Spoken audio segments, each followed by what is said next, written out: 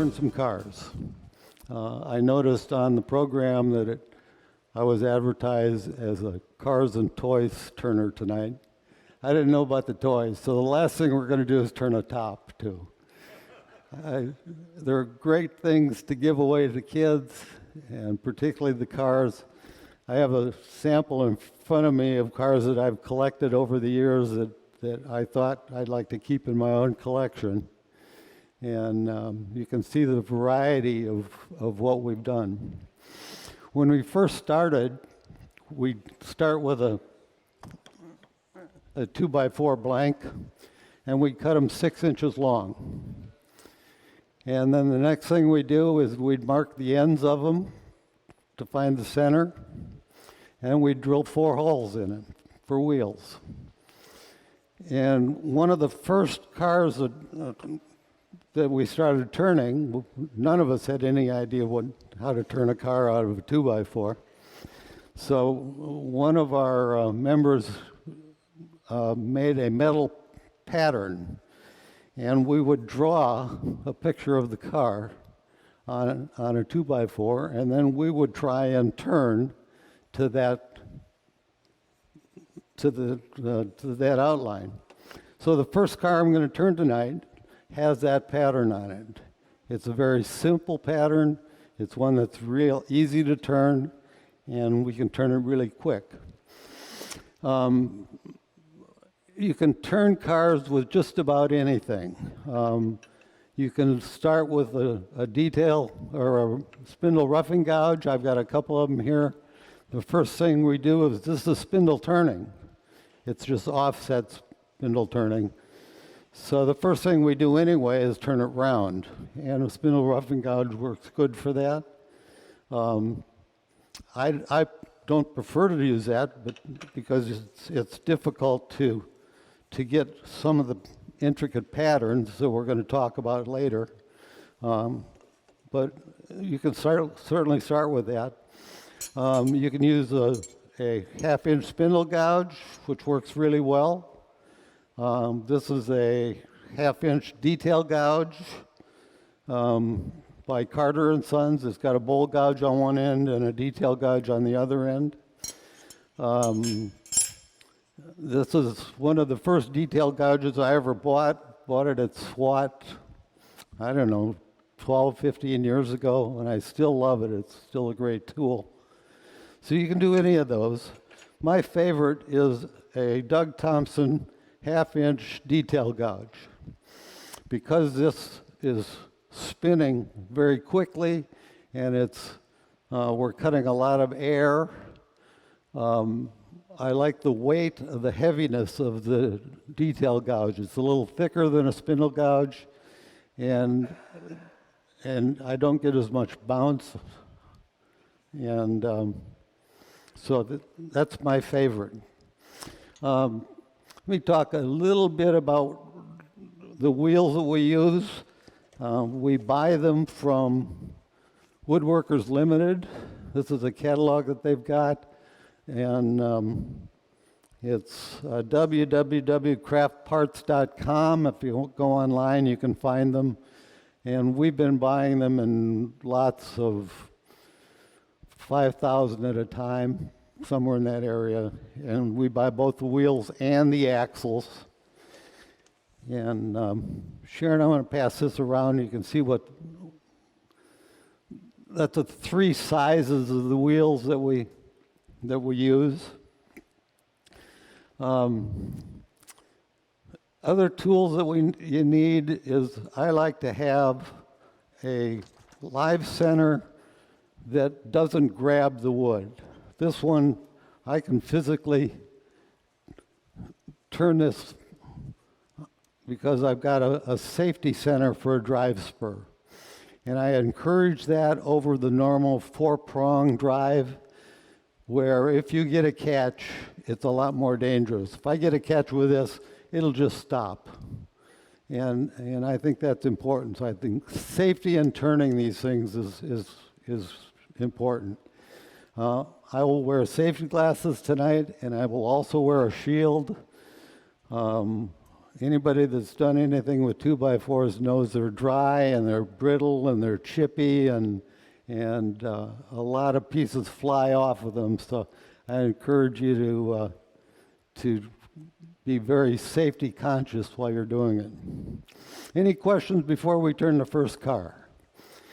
Let's make this as informal as we can. If you have any questions, please yell them out at me. I'm very hard of hearing, so if I don't hear your question, somebody please repeat it for me. But it's important that you understand what we're doing. This is no more than a spindle, but it's going to be turning very, very fast. I encourage you, if you start trying these, to turn them as fast as you can, as fast as you're comfortable. And I'm going to turn them at, I don't know, probably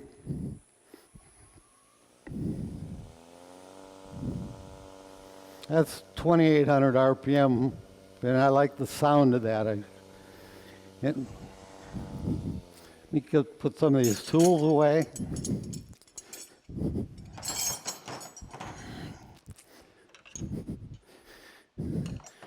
And I'm going to start from start to finish with a detail gouge.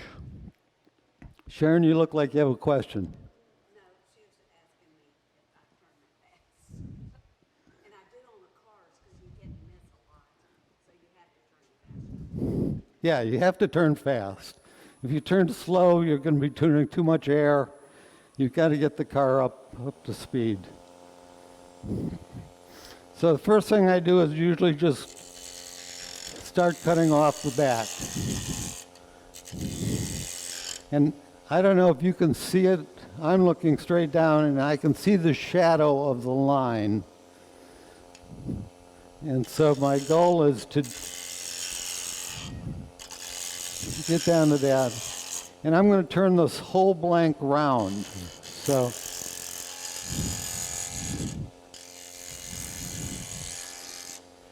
I don't want any of the manufacturer's marks on the tops. I want that just to be round.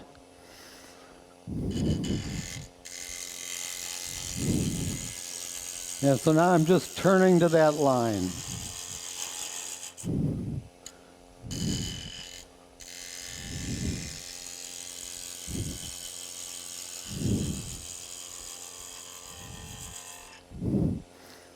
And I see where the windshield's going to go right about there, so I'm going to just start cutting some of this away. Excuse me, it's already chipping out.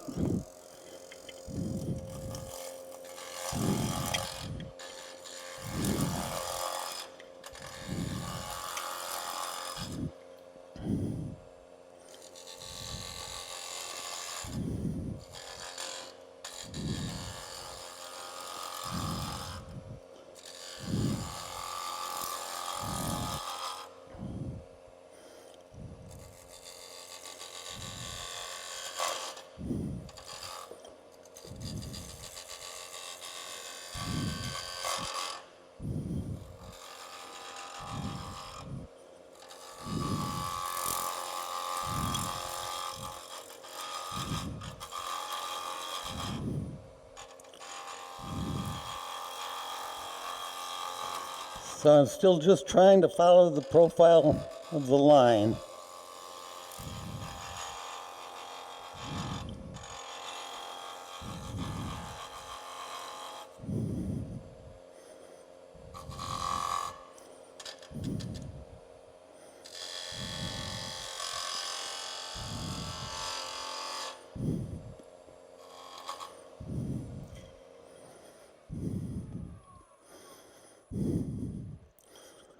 So you can see where the line is. It's still got a little bit. Now my goal is, when I get to this point, I start making very, very fine cuts, because I want this finish to be just, so I don't need to sand it.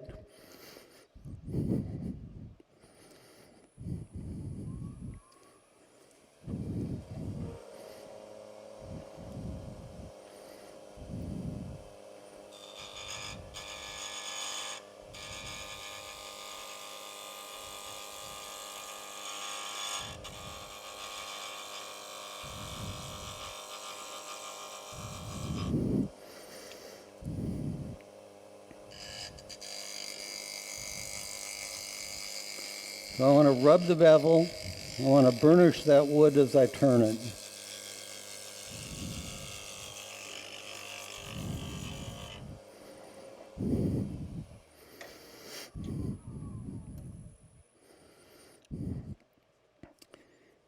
And I've got a fairly good finish. I got a little tear out on the front here that I want to fix. I have a little spot on the top barrel that I want to fix.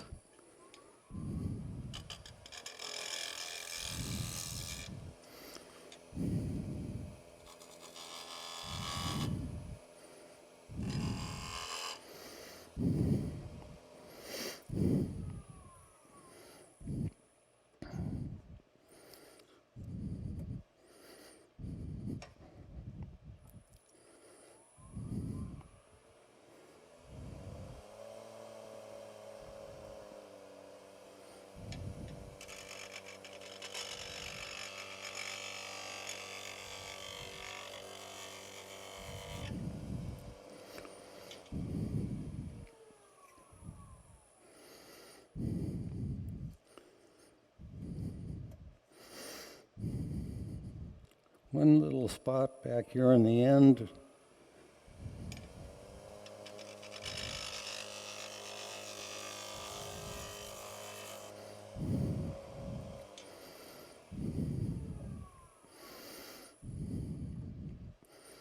Now this wasn't the nicest piece of 2x4, but the finish from turning turned out pretty well. So at this point, I was hoping to have a bandsaw here tonight, but our bandsaw broke down, so I didn't bring it. So the next thing to do would be to take this to a bandsaw and cut it in half, and we get two cars. So the first car will look like this after it's been cut. And then after that, we add wheels and axles.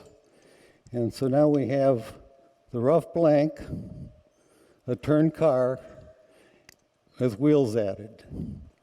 And Sharon, can we pass these around to just for fun show you the difference that modifying the wheels makes. Now here's a bunch of little cars, and you can see that just changing the wheels makes a whole different look on the car. So we've been buying all the wheels in the three different sizes. Most of the time we just use the two largest sizes, and so we've got an excess amount of these small wheels. But even this, with a small wheel and big ones in the back, looks like a beach buggy sort of thing, and they're just kind of fun to make. So let's see if we can't make one of these small ones.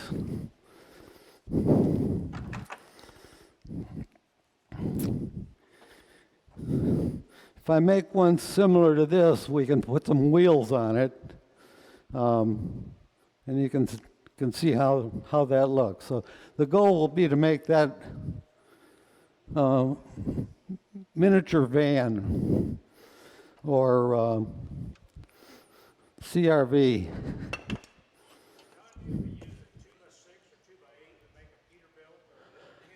You know, I tried that with a 2x6, and it just didn't work. I don't know why, but 2x4 seemed to work the best. His comment was he wanted to do a 2x6 or a 2x8 and make a Peterbilt. Well,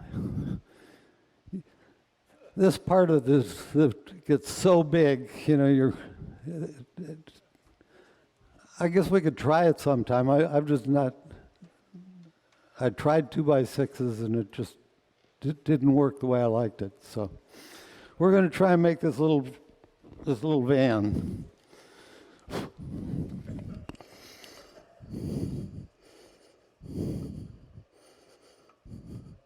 So again, the first thing we're going to do is just turn it round.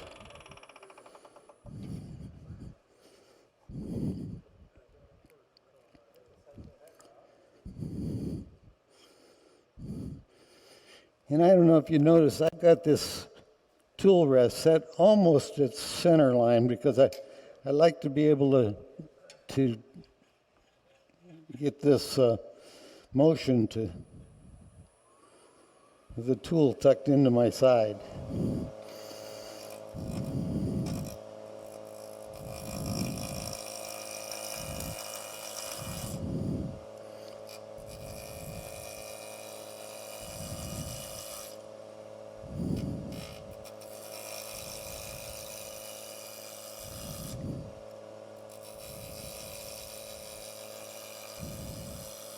And I've got this habit, I always put the front of the car over on my left side or your right side. And it's just habit. I've done it that way so long that you could turn it either way.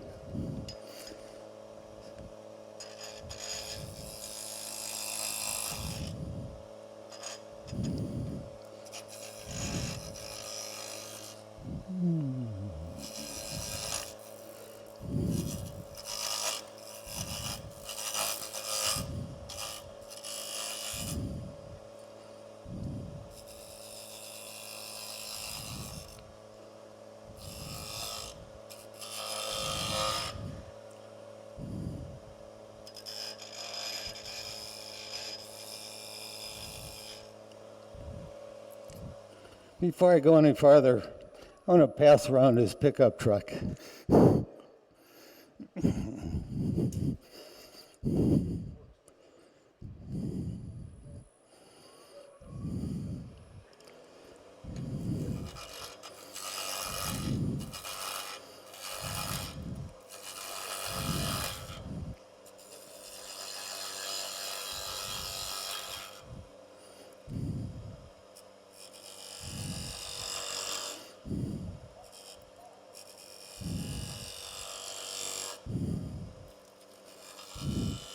I always put a little indentation here because windshield wipers have to go somewhere.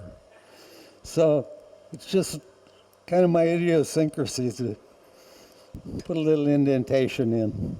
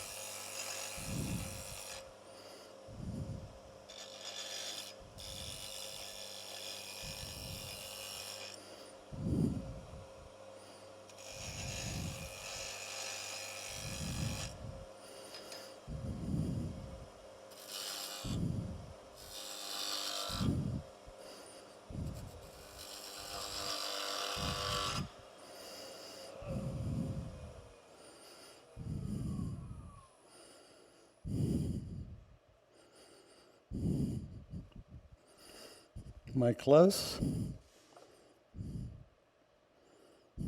Close enough?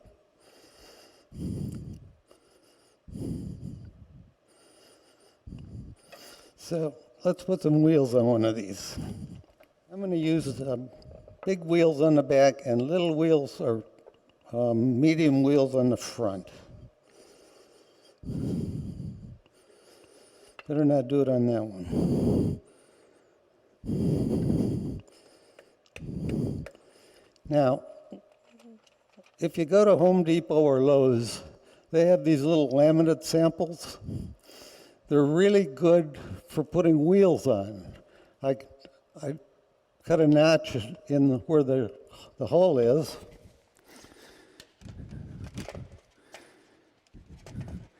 And I put it underneath the wheels. And now I can pound this down hard. And when I take it off, the wheel will still spin.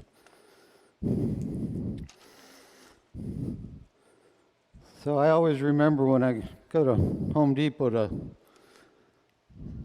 swipe the right word, but to borrow one of their samples.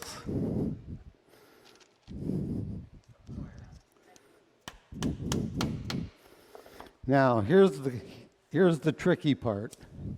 You can't turn this way and pound wheels on because you'll pound these back in. And so we've always made a jig. For the big cars, it's easy to put them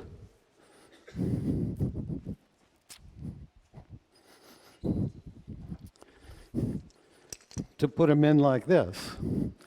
And then you can put these wheels on. But for the small ones, they won't fit in between here. So I just drilled a little hole for the axle to go through.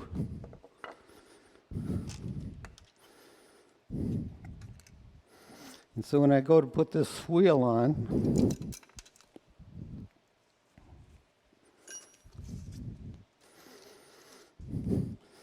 I put the other wheel in that hole, and now I'm just pounding on the wheel instead of on the axle.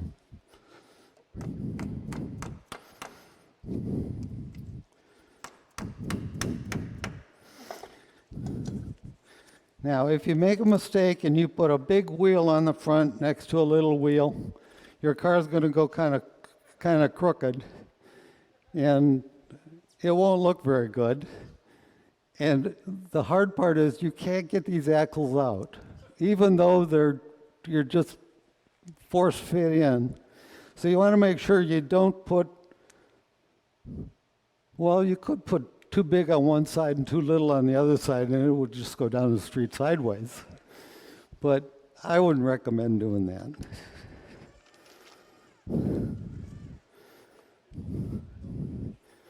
Also, if you're gonna paint them, it's better to paint them before you put the wheels on. Absolutely. Sharon said if you're going to paint them before you put the wheels on.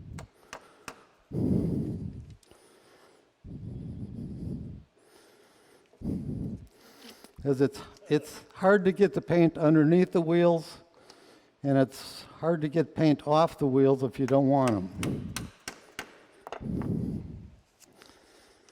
So here's the one we turned. We cut it in half.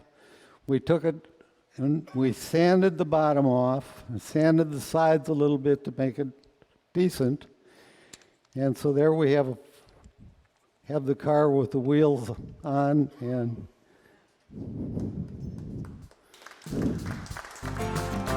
so